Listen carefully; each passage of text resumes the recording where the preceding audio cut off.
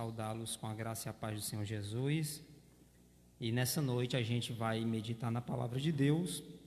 Estamos aqui, somente eu e o pastor Ney Wagner, na MEPB Cidade Oeste. E essa igreja do qual eu sirvo, sou membro e pastoreado pelo pastor Ney Wagner. Eu quero pedir, por gentileza, que você tome posse da sua Bíblia, da palavra de Deus. Abra no livro João, capítulo 3, verso 16. Porque Deus amou o mundo de tal maneira que deu o seu Filho unigênito, para que todo aquele que nele crê não pereça, mas tenha a vida eterna. Meus irmãos, antes de entrarmos no texto em que eu li propriamente dito, quero que você observe comigo o contexto que está inserido esse texto de João, capítulo 3. Veja comigo o capítulo 2, o verso 23 em diante, que diz o seguinte: E encontrando-se em Jerusalém para a festa da Páscoa, muitos que viram os sinais que ele fazia, creram no seu nome. Mas o próprio Jesus não se confiava a eles, porque conhecia todos, e não precisava que lhes dessem testemunho sobre o homem, pois ele bem sabia o que é o ser humano. Dentro desses textos antecessores ao capítulo 3 de João, a gente percebe que Jesus estava em Jerusalém, ali realizou possivelmente alguns sinais e alguns milagres. O que a gente percebe num texto é que muitos creram através desses sinais e dessas maravilhas que Jesus ali realizou. É aí então que entra o capítulo 3 de João, onde esse homem chamado Nicodemos marca um encontro com Cristo, e o texto nos revela que esse encontro foi à noite. Muitos conjecturam a razão pela qual o Nicodemos procurou Jesus à noite. Penso eu que o fato de Nicodemos procurar Jesus à noite é porque ele queria uma conversa com Jesus na tranquilidade. Um outro fato que nos revela, que está não explícito, mas implícito no texto, é que a noite nos revela a escuridão espiritual em que Nicodemos vivia e estava. Portanto, para que a gente chegue no verso 16, Jesus, pelo menos aqui, em João capítulo 3, em todo o capítulo a gente vê Cristo em três papéis diferentes. O que a gente percebe é que dos versos 1 ao 21, a gente vê o Cristo como mestre. Nos versos 22 ao 30, a gente vê Cristo como noivo. E nos versos 31 e 36, nós vemos Cristo como a testemunha. Quando a gente faz a leitura de João capítulo 3 na sua totalidade, a gente percebe esses três papéis de Cristo: ele como mestre, Jesus como noivo e ele mesmo como testemunha. Cristo, irmãos, tem aqui em João capítulo 3, o que a gente percebe também, que Cristo, a fim de ensinar a Nicodemos a respeito das verdades da salvação, ele faz uso aqui no capítulo 3 de João de 4 ilustrações interessantes. A primeira ilustração que Jesus aqui traz em João capítulo 3 é o nascimento, e que a gente chama de um novo nascimento, que está aí nos versos 1 ao 7. A segunda ilustração que Jesus nos traz aqui em João capítulo 3 é o vento, onde a gente vê nos versos 8 ao 13. E a terceira ilustração, a serpente de bronze, que está aí nos versos 14 e 18. E a quarta ilustração, a gente vê aí nos versos 19 ao 21, que é luz e trevas. Portanto, dentro desse contexto em que a gente viu aqui João 3, o texto em apreço, que é o verso 16, é tão sublime, tão profundo, tão exaustivo e tão importante, meus irmãos, que Lutero o chamou de miniatura do Evangelho.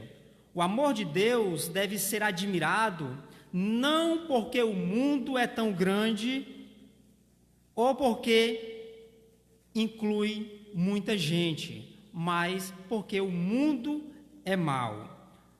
Ora, quando a gente se aprofunda um pouco no texto, lê o texto de João, capítulo 3, a ilustração mais tremenda, mais grandiosa que a gente percebe é o verso 14, que é a ilustração que Jesus traz aqui da serpente de bronze, que está relatado em Números capítulo 21.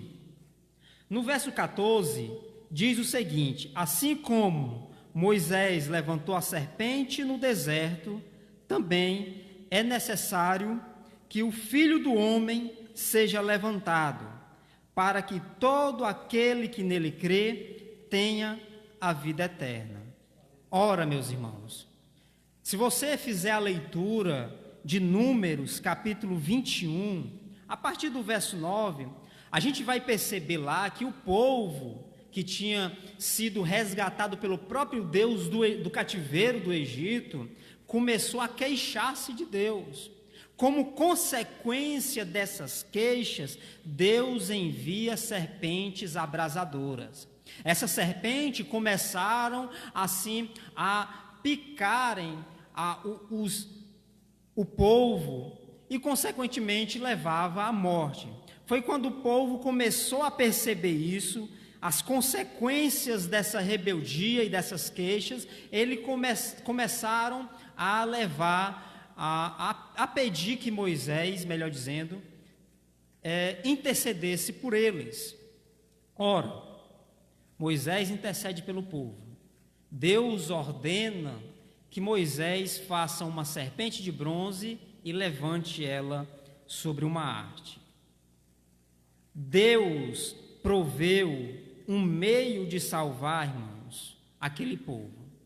O meio era a serpente de bronze. Ora, o que a gente percebe é que os homens ali, bastava fixar os seus olhos na serpente de bronze e eles seriam curados. Interessante o pano de fundo pela qual está inserido aqui o verso 16, que muitas vezes a usamos fora do seu devido contexto.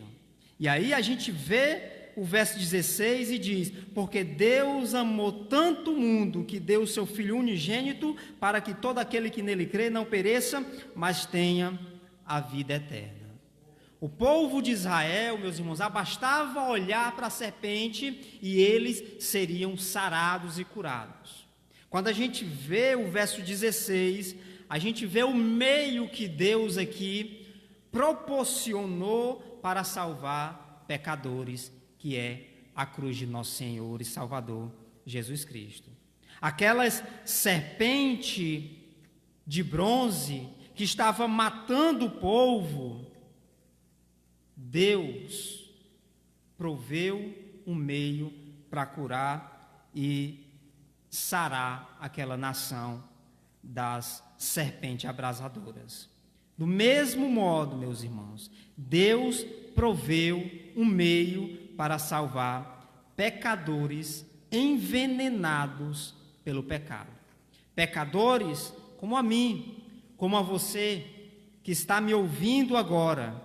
Deus proveu um meio de nos salvar e é a cruz de nosso Senhor e Salvador Jesus Cristo.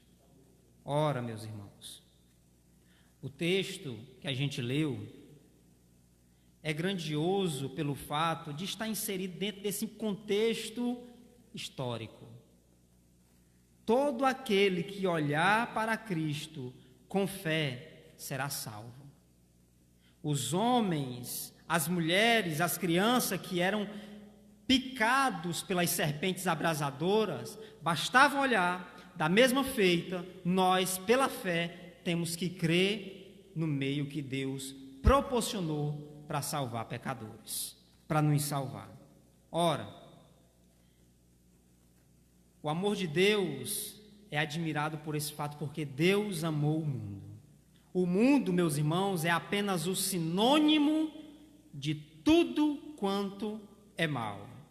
Nada existe nele capaz de atrair o amor de Deus. O mundo é tão mau que é necessário um profundo amor para amá-lo. E muito mais ainda para amá-lo conforme Deus o amou.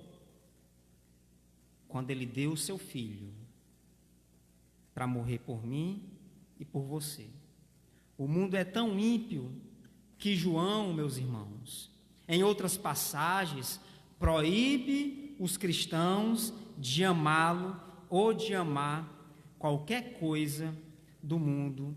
Ele nos diz isso na sua primeira carta, no capítulo 2, no verso 15 ao 17. Não ameis o mundo, nem o que nele há. Se alguém ama o mundo, o amor do Pai não está nele. Porque tudo o que há no mundo, o desejo da carne, o desejo dos olhos e o orgulho dos bens, não vem do Pai, mas sim do mundo. Ora, o mundo passa, como seus desejos, mas aquele que faz a vontade de Deus permanece para sempre.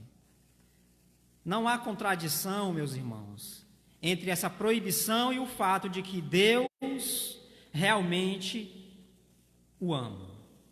Os cristãos não devem amar o mundo com amor egoísta de participação. Deus ama o mundo com um amor altruísta e valioso de redenção.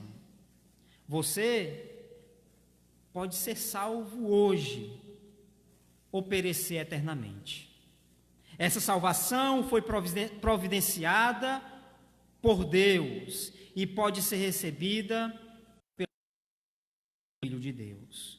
Jesus Cristo não é apenas, meus amados irmãos, um mestre. De fato, Nicodemos reconheceu como mestre, mas nós não devemos apenas reconhecê-lo como mestre. Ele é mestre sim, mas também ele é o nosso Redentor, ele é o nosso Salvador. Nós não somos salvos com base em obras. Hoje é o dia da salvação. E amanhã, meus irmãos, pode ser muito tarde para você tomar essa decisão. Se Deus já declarou seu amor por você, apesar de você ser um pecador, se aproprie desse amor revelado na pessoa do seu Filho Jesus pela fé.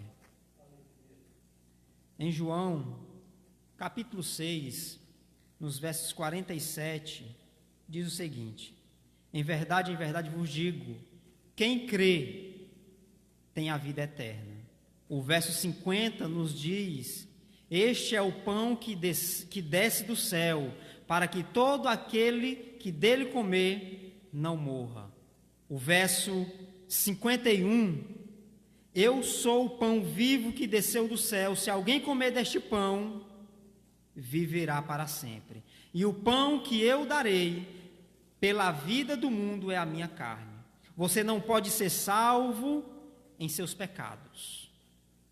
Não pode salvar a si mesmo, nem pode ser salvo por ritos sagrados. Deus providenciou uma saída para você e agora lhe diz que você não pode escapar se negligenciar essa tão grande salvação. Hebreus, capítulo 2, no verso 3, nos revela essa verdade. Como escaparemos nós se desconsiderarmos tão grande salvação? Essa salvação, tendo sido anunciada inicialmente pelo Senhor, foi depois confirmada a nós pelos que a ouviram. Como escaparemos se desconsiderarmos tão grande salvação? Porque essa salvação é grande, meus irmãos. Jesus responde essa pergunta no verso 16, onde lemos. Em primeiro lugar, a salvação é grande por causa de sua procedência. Veja o verso 16, as primeiras 3 palavras, porque Deus amou. Ora, destaco aqui nessa parte do versículo algumas verdades para a gente meditar nessa noite. Em primeiro lugar, o amor de Deus por você é eterno e incondicional. O Criador dos céus e da terra colocou seu coração em você desde toda a eternidade. O amor de Deus por você é eterno, incondicional e perseverante. O amor de Deus é espontâneo e autogerado. Não merecemos o amor de Deus. Ele nos amou quando ainda éramos inimigos, quando ainda éramos pecadores. Romanos, capítulo 5, no verso 8, nos diz que, mas Deus prova o seu amor para conosco, ao ter Cristo morrido por nós, quando ainda éramos pecadores. Ele nos amou apesar de sermos pecadores. Deus não sente nojo de nós, Ele nos deseja, assim como um noivo se alegra com sua noiva. Ele nos ama com amor eterno e nos atrai para si com cordas de amor. Um texto que ilustra muito bem essa verdade é Oséias, capítulo 11, versos 3 e 4, nos diz o seguinte: eu os atraí com cordas humanas, com laços de amor, fui aquele que lhes tirou o jugo do pescoço e me inclinei para alimentá-los. Porém, eu ensinei Efraim a andar, eu o carreguei nos braços, mas eles não entendiam que era eu em quem os curava. Nesse texto de Oséias, o Pai amoroso não apenas libertou o filho da escravidão, mas também o ensinou a andar e cuidou dele com carinho. Portanto, meus irmãos, nesse texto de Oséias, o Pai amoroso não apenas libertou o filho da escravidão, mas também o ensinou a andar e cuidou dele com carinho durante a jornada pelo deserto. Quando uma criança tropeça e se machuca, a mãe e o pai estão lá para fazer os curativos e para encorajá-lo. E foi isso que Deus fez pelo seu povo. Ele o ensinou, curou e conduziu, teve o cuidado de dirigi-los, como um pai faz com o seu filho e não um dono com o seu animal.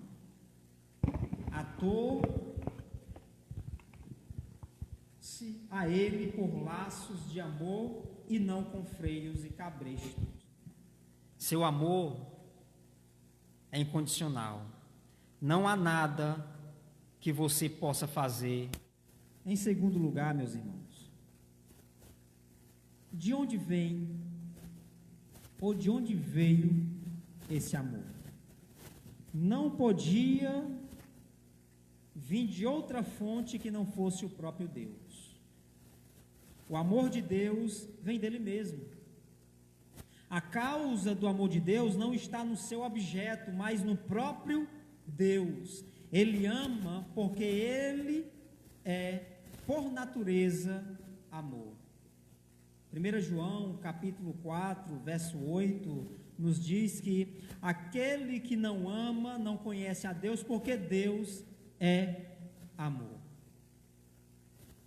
A causa do amor de Deus não está em você, está no próprio Deus.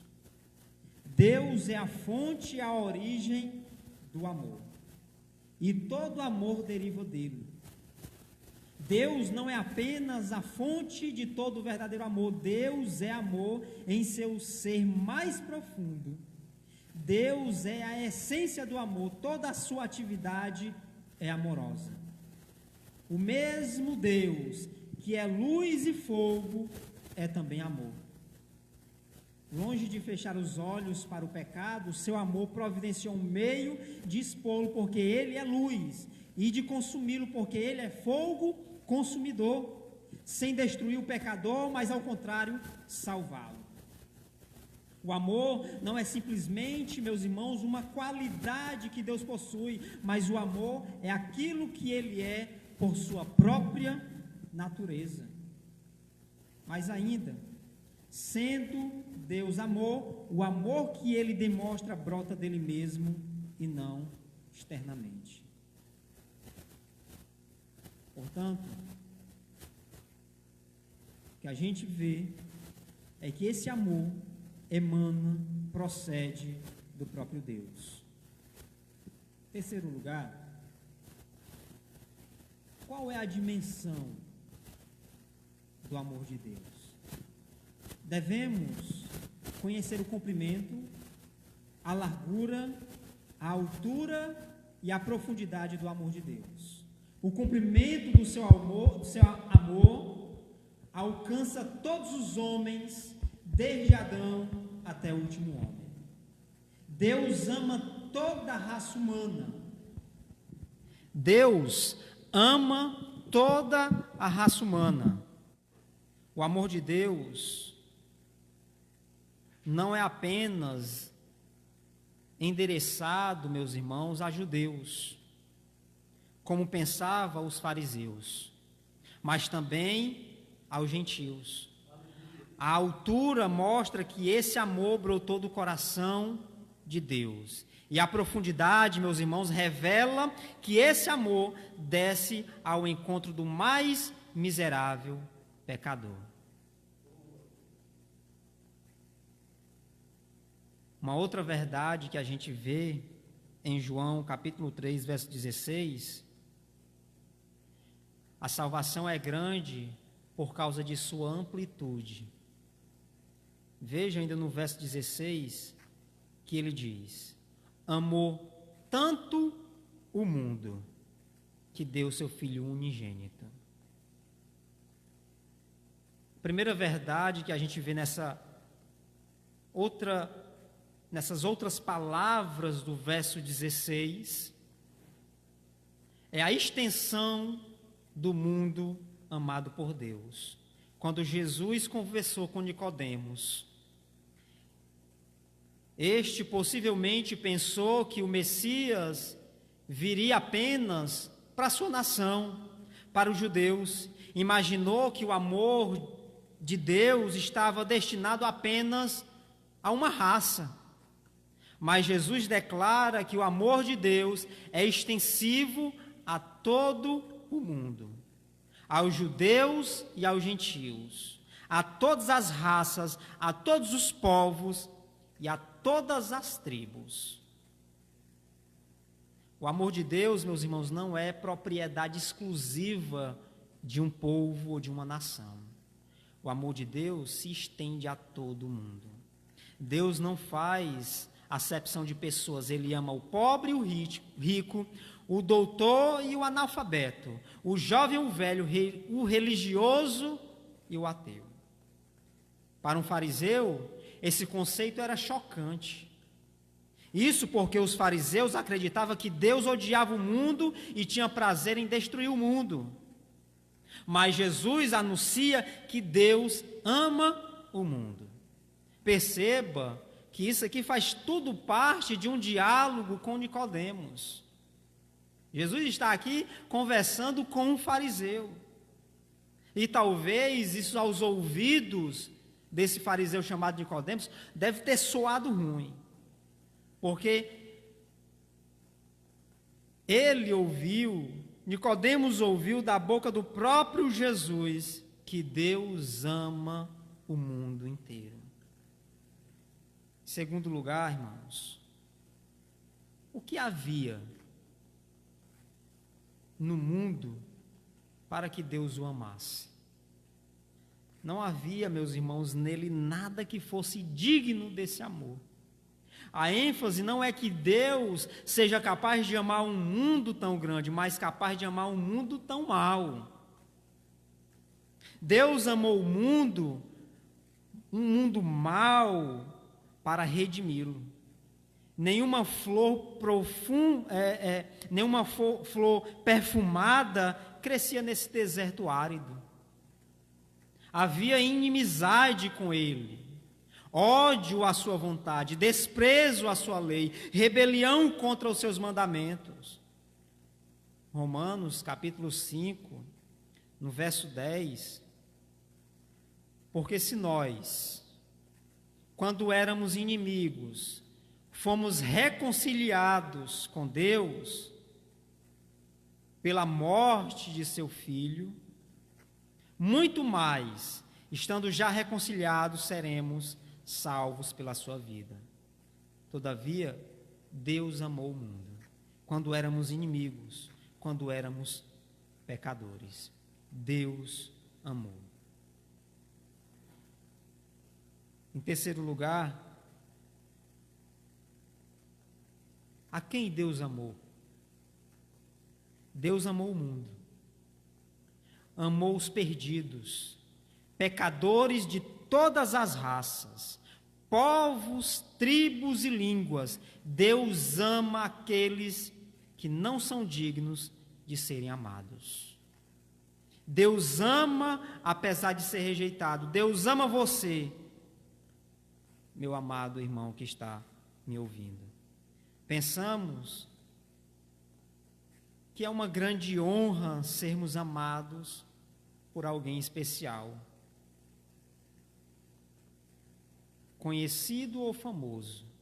Você, porém, é amado pelo Criador do universo. Ele não apenas ama você, mas escolheu você, deu-lhe seu Filho para salvá-lo e conduzi-lo ao seu reino de glória.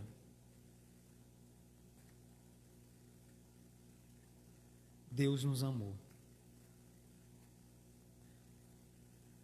Uma outra verdade que a gente vê num texto, no verso 16, a salvação é grande por causa de sua intensidade. É interessante o que a gente vê no texto, porque Deus amou tanto o mundo. Essa é a intensidade. O amor de Deus, meus irmãos, ele é indescritível. O amor de Deus não pode ser traduzido em palavras. Ele amou sacrificialmente. Ele amou e deu seu Filho. Ele amou e entregou tudo.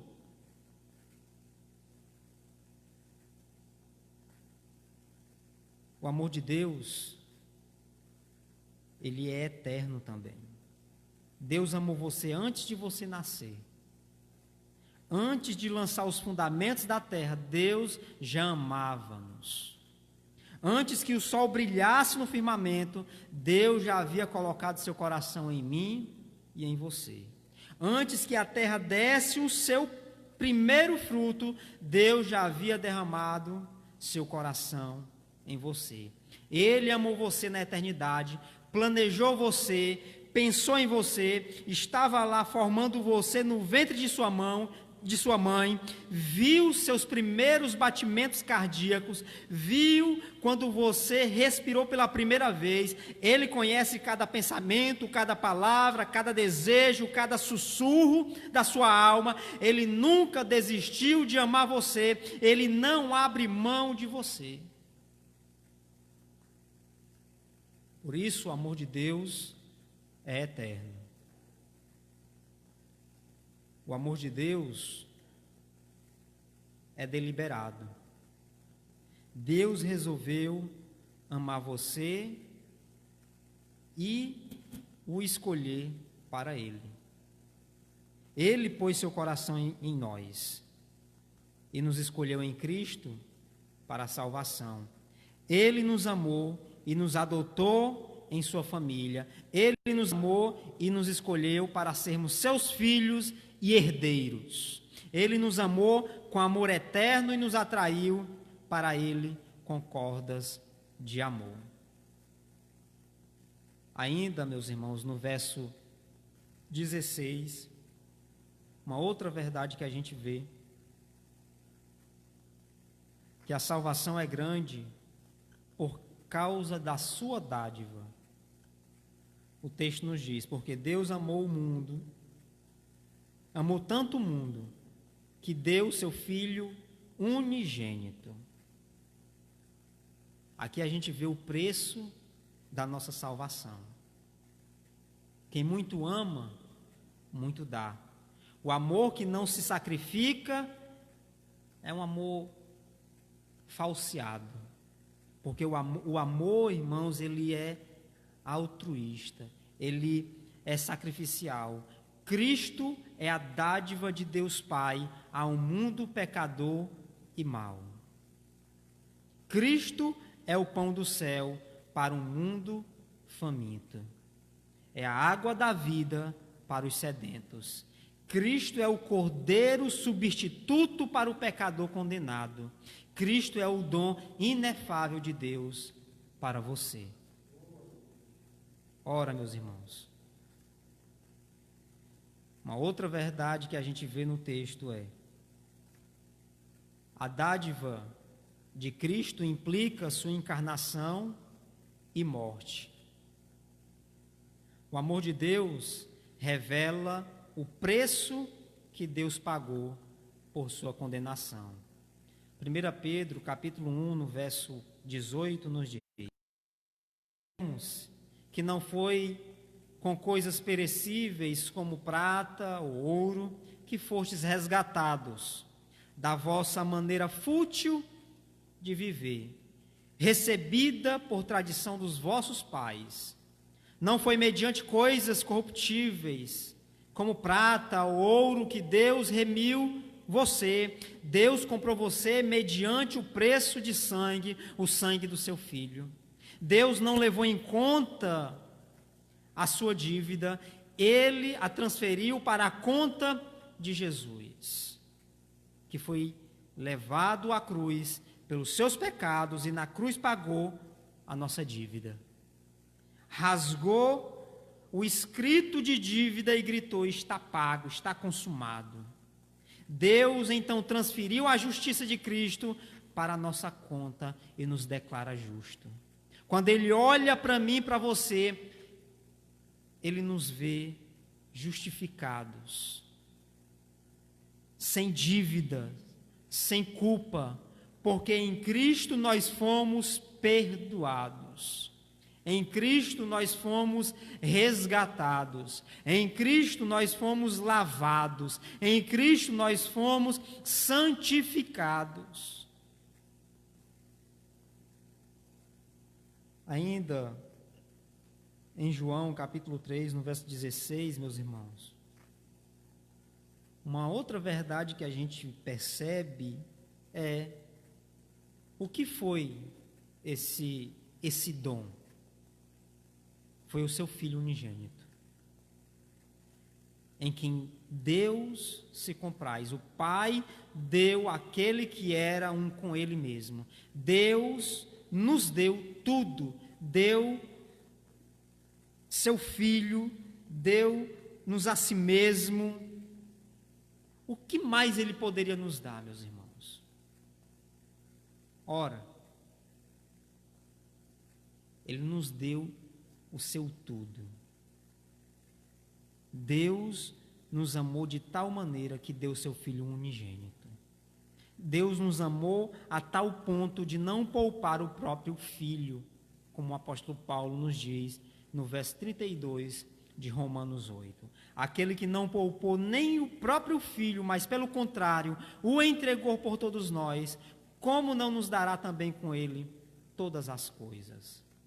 Ele entregou seu Filho para ser ferido, transpassado, esbofeteado, cuspido e pregado numa cruz, para que nós fossemos perdoados.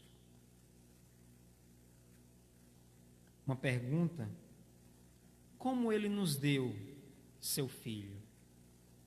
Deus enviou o seu Filho para o exílio entre os homens, e ali Jesus se esvaziou, nasceu numa estrebaria, cresceu numa carpintaria e morreu em uma cruz. O Senhor enviou o herdeiro de todas as coisas para uma cidade pobre, uma família pobre, e ele, sendo rico, se fez pobre, não tendo onde reclinar a cabeça. O Pai o enviou para o meio de escribas e fariseus, cujos olhos astutos o observavam e cuja língua cruel o açoitava com calúnias do mais baixo nível. Ele o mandou para sofrer fome e sede, para viver em uma pobreza total. Enviou o seu Filho ao mundo para ser escorraçado, pisado, açoitado, esbofeteado, pregado numa cruz. Ele deu o seu Filho para tornar-se pecado e maldição, para sofrer as mais terríveis angústias. Meus irmãos, na cruz, Cristo nos substituiu. A cruz não é a causa do amor de Deus, mas o seu resultado.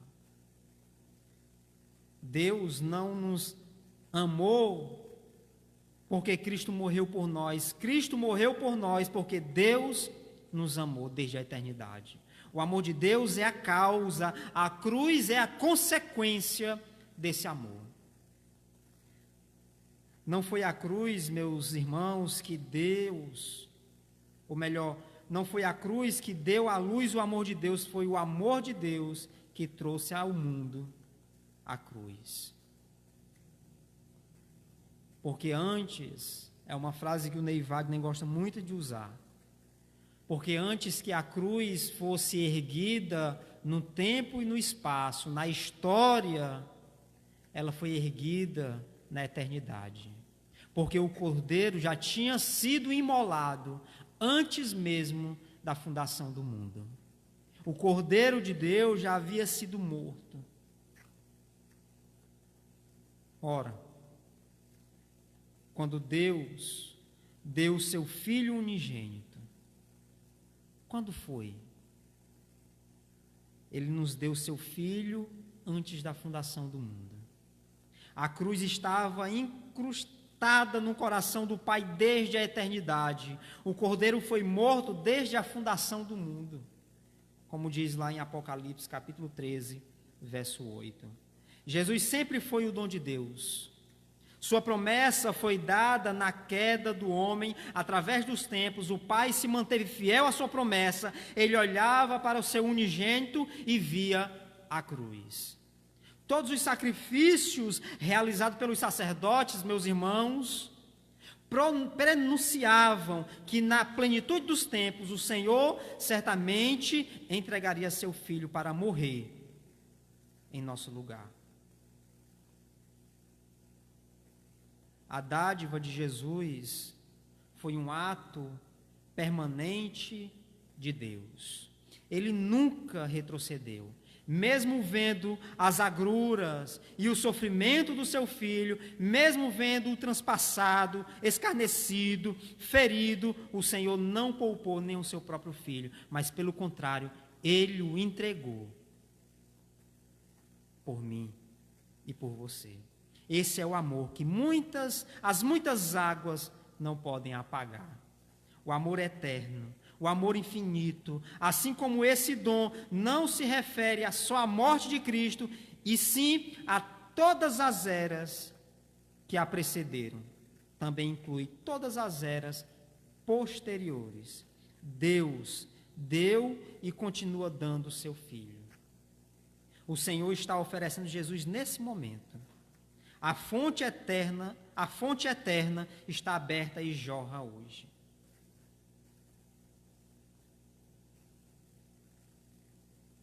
Aí a gente vamos concluir na parte final aqui do verso 16. Para que todo aquele que nele crê não pereça, mas tenha a vida eterna. A salvação, meus irmãos, não é resultado das obras que fazemos para Deus, mas da fé que depositamos em Cristo. Cristo é o nosso objeto de fé e nós temos que olhar para Cristo com fé e estar seguro que Ele é poderoso para nos salvar. Assim como aquele povo no deserto, sendo atormentado por serpentes abrasadoras, bastava olhar para aquela serpente de bronze erguida em uma haste, eles eram curados, eles eram sarados. Da mesma feita, nós olhamos com fé para o Cordeiro de Deus que tira o pecado do mundo e somos salvos. A aliança da graça, meus irmãos, difere tanto da aliança das obras como as trevas diferem da luz. O texto não diz que Deus deu o seu Filho a todos que guardam a lei, a todos que foram, ou melhor, que forem eticamente sadios ou politicamente corretos, a todos os religiosos, a todos os que praticam boas obras, a todos os sinceros, a todos os que amam a si mesmo. Mas o grande Deus deu seu Filho unigênito a todo aquele que crê. Essa expressão é um convite indiscriminado, dirigido a todos que creem, como também uma exclusão absoluta de todos os que não creem. Mas o que é crer em Cristo? É acreditar, meus irmãos, firmemente na verdade do Evangelho. É preciso aceitar que Cristo levou os nossos pecados sobre o madeiro, que se fez pecado e maldição por nós. Precisamos crer que o castigo que nos traz a paz estava sobre ele e por seus ferimentos, por suas pisaduras, nós fomos sarados. Precisamos entender que Cristo nos substituiu na cruz e foi ferido por Deus e transpassado por causa das nossas transgressões. Ele nos amou. Ele morreu por mim. Deus puniu meus pecados em Jesus. Na cruz, Jesus satisfez a justiça violada de Deus em meu lugar. Na cruz, Jesus sofreu o golpe da lei que eu deveria ter recebido, bebeu o cálice do juízo que eu deveria ter bebido e morreu a morte que eu deveria ter morrido.